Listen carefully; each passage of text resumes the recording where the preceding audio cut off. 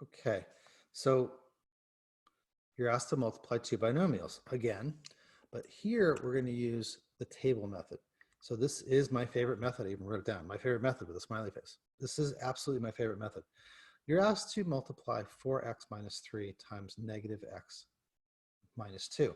Now what's nice about this is it doesn't matter if you're multiplying two binomials. Like FOIL only accounts for two binomials because it only has the right letters in it for FOIL. But in this case, we could do lots of different ways. Let me show you. So I think of 4x minus 3 as being maybe tops of a column, and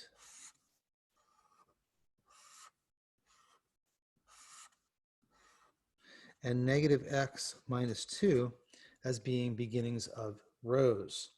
So here's my table, and in each box, I'm going to multiply as if this is area. It almost looks a lot like the area model. So 4x minus negative x is negative 4x squared.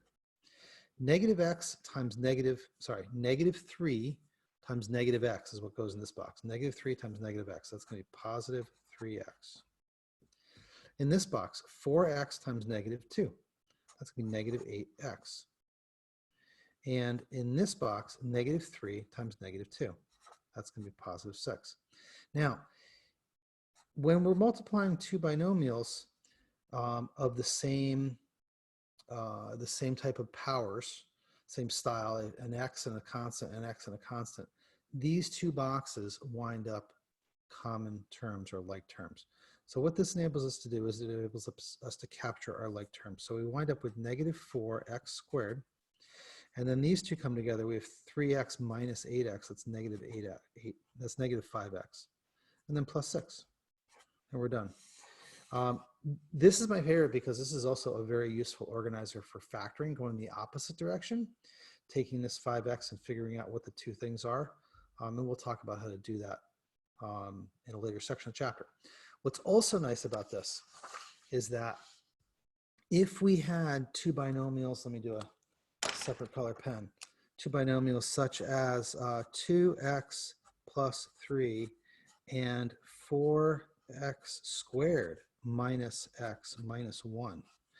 Then we could have 4x squared minus x minus 1 as row headers. I'm going to do this out entirely. And 2x plus 3 as well as row headers and as column headers.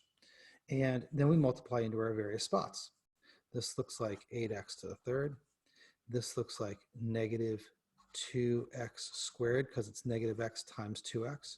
And this looks like negative 2x because it's negative 1 times 2x. In this bottom row, we're going to be multiplying 3 by all of these things. So this is 12x squared. This is negative 3x, and this is negative 3. Again, my like terms wind up diagonal. All right, and that's going to tend to happen. We wind up with 8x to the third. These two come to plus 10x squared. These two come to negative 5x, and this is negative 3, and we're done. Really like this method. Notice that distribution method would do exactly this. You would multiply this times these three things, and this times these three things. But FOIL falls short of this because there's not enough letters in FOIL to do all the multiplication that you need to do here. You need to do 6 different things in multiplication.